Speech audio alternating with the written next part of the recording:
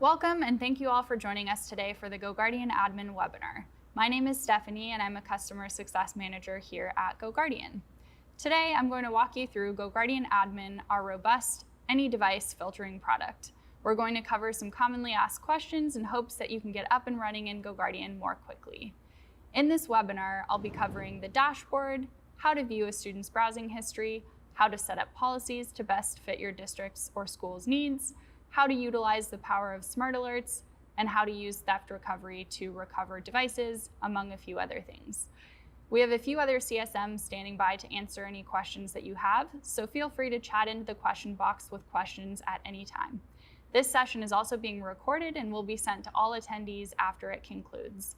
Finally, if any other faculty or staff from your school was unable to attend this session, no worries, we'll be hosting admin webinars every week.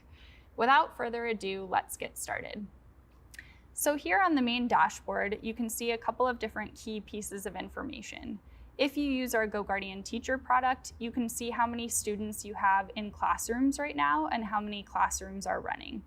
You can also see top websites by visit, videos, searches, docs, flagged students from our flagged activity section here, and our activity timeline.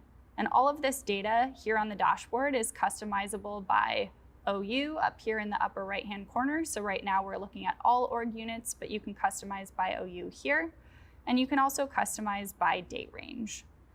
And then if we want to look at an individual student's browsing activity, we can type in a student's name, pull up that report, and we can do similar things here where we can customize the date range, and we can see all of the timestamps and URLs that this student has accessed. Right here we can see websites, videos, docs.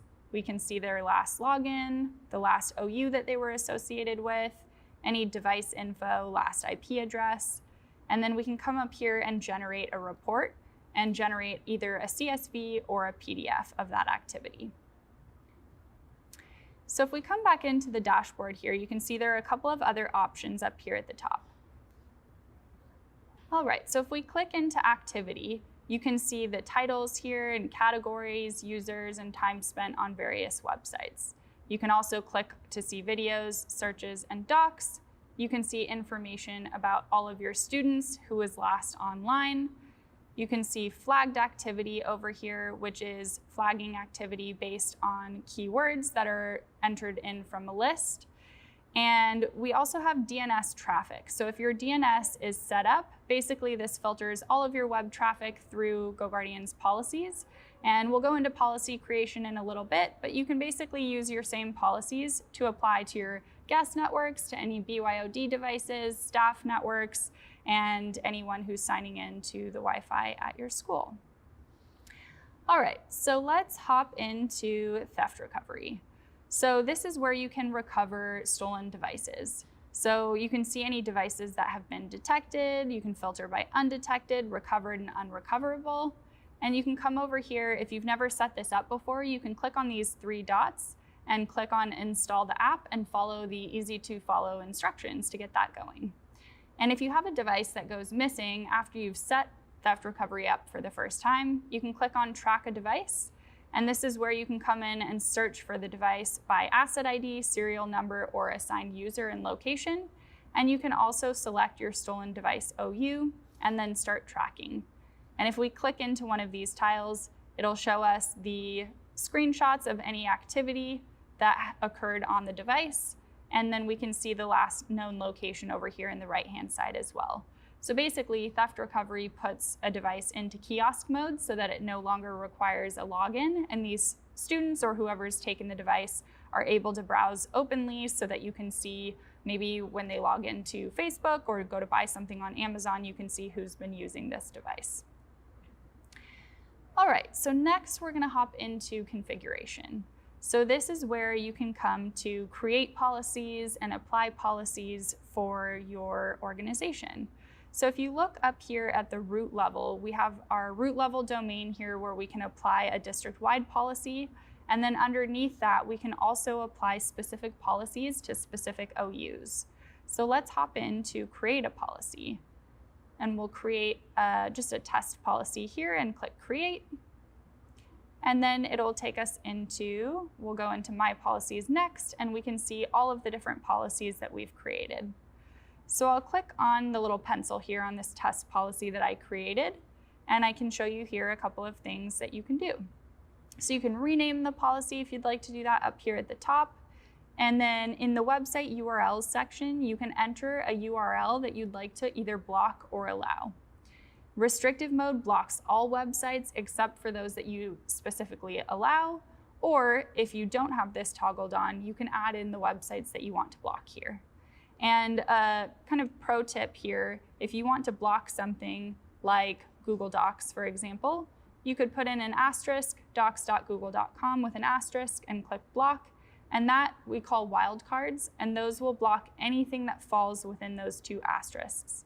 And then you can also see a little note here, ext and DNS. So ext is extension-based, DNS is our DNS filter. So it'll indicate which URLs or which keywords are being blocked by which policies.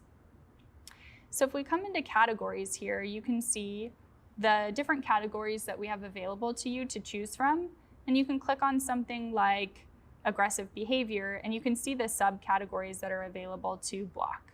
So this is a helpful way to kind of speed through adding a bunch of different blocks to the policies that you want to create, because a lot of that work's already been done for you. And if you want to check which category a URL is in, you could check something like facebook.com, for example, here, and click search.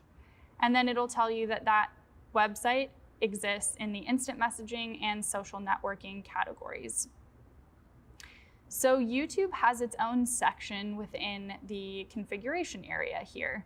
There's age restriction, you can block sidebar block sidebar videos, and then you can block comments as well for the videos so that users aren't able to make comments and they're not able to see others' potentially explicit comments or harmful comments as well.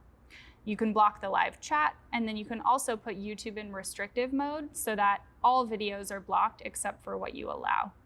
And when it comes to blocking or allowing, you can block or allow by channel, by video, keyword, or by YouTube-specific categories as well.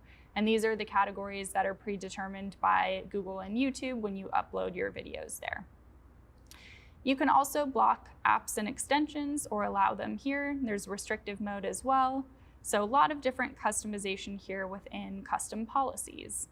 And then in order to apply a policy, we would click on this arrow here next to My Policies and come back to the main policies page here. There are two things that you can notice here, at school and at home. So you can apply different policies to different times of the day, or if you'd like, you can have one policy that applies 24/7 around the clock, or one set of policies 24/7 around the clock. So totally up to you if you want to differentiate there. And then in order to apply the policy, so we'll come back to configuration here where we can see our OU structure, and we would just click Assign Policy, either at the root level or at any of these kind of sub-OU levels. All right, so we're going to hop into Smart Rules next, and this is where you can see that the toggle for web proxies is turned on. In just the initial stages of creating this, we were able to block over 500,000 proxies that had previously gone undetected. And that's by using AI to determine if a website that a student's accessing is behaving like a proxy. And so obviously we can block proxies that are known via the proxy blocker in the categories, but this is a great way to detect those new proxies that are being created all the time. And then if we come over here to Advanced Config, you'll be able to see where you can customize your out of school mode. So if I have this toggled off, then what this does is it allows the same policies to apply 24/7 around the clock. If I enable out of school mode, then what that does is it applies a different set of policies for when I'm out of school. And I can decide whether I want to filter out of school, monitor, or both. And then here's where I can designate what I want my school hours to be, and I can also put my school IP range in here as well. Under Global Config, you'll see quite a few different options here for forcing safe search, safe translator that can help prevent students from accessing sites using translator sites. You can block direct IP access, block consumer Google accounts, which you can also do through the Google Admin console, and you can filter iframe content. And there are these helpful question marks that are next to these items, so you can hover over any of those to get a better idea of exactly what those do. And then you can customize your own block page here by inputting your own HTML, CSS, or JavaScript below. And that way you can have your own images or your own text in that block page. All right, so now we're going to hop into the penalty box. This is a basically restrictive mode area where you can put students that are in school suspension or that might have been abusing their technology privileges, and you can add users to this penalty box. So it's one single penalty box for the entire organization. And then with this list of allowed sites here, I can add either by URL or I can add by wildcard, which we talked about earlier in custom policies. And that's by putting the asterisk before and after. And it basically will allow anything that follows after that domain or anything that has that keyword in the URL. So you could do wildcards around the word clever, for example, and it would whitelist any website that has the word clever anywhere in the URL. All right, so moving right along, we're gonna go into audit log next, and this is where you can see any policy changes that were made by any other super users within your organization or anyone with full access to admin.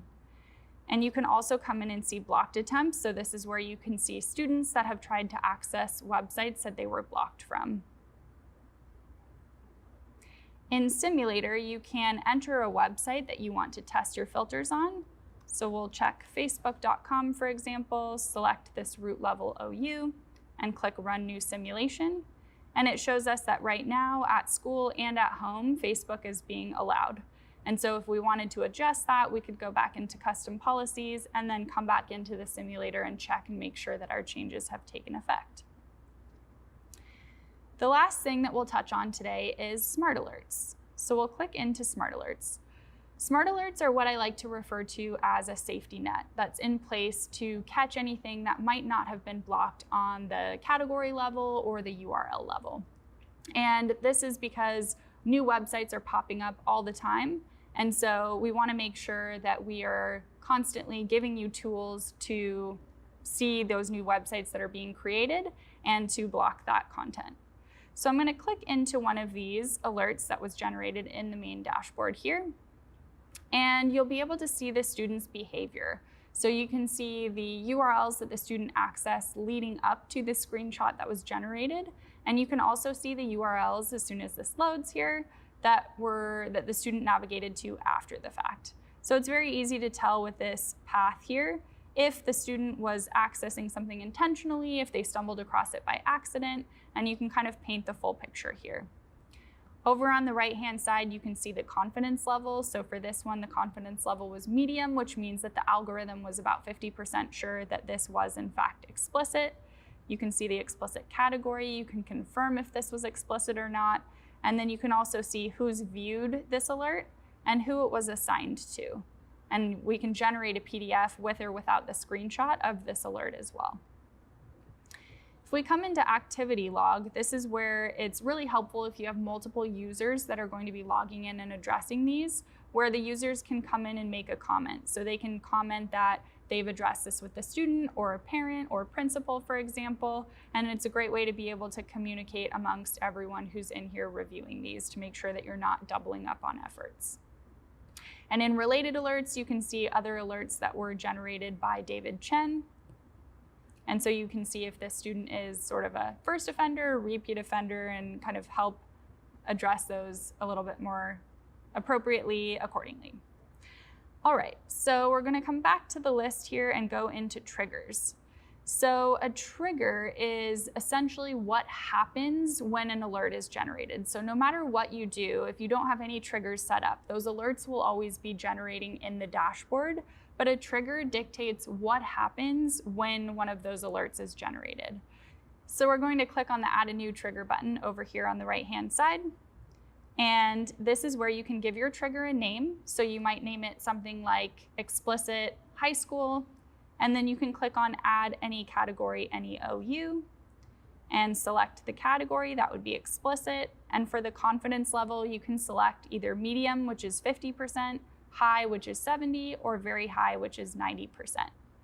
And so with these confidence levels, you can kind of start with medium if you want to see all of the alerts that are being generated at that confidence level, and then adjust accordingly. If you're getting too many alerts, you can bump that confidence level up, or you can customize different confidence levels for different age groups. So maybe for the younger kids, you want medium confidence, and maybe for the older kids, you only want to be alerted by things that are either high or very high confidence levels.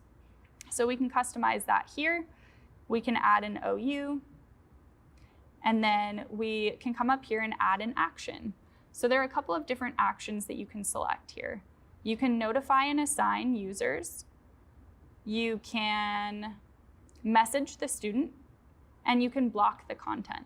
So an important thing to note is that if you don't have block selected in your trigger, nothing in Smart Alerts will be blocked. So even though that initial screenshot was blurred out, it's not actually blocked unless you select block content here.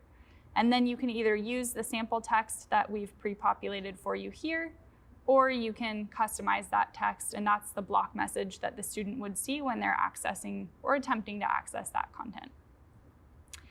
In notifications here, so we're going to X out of this.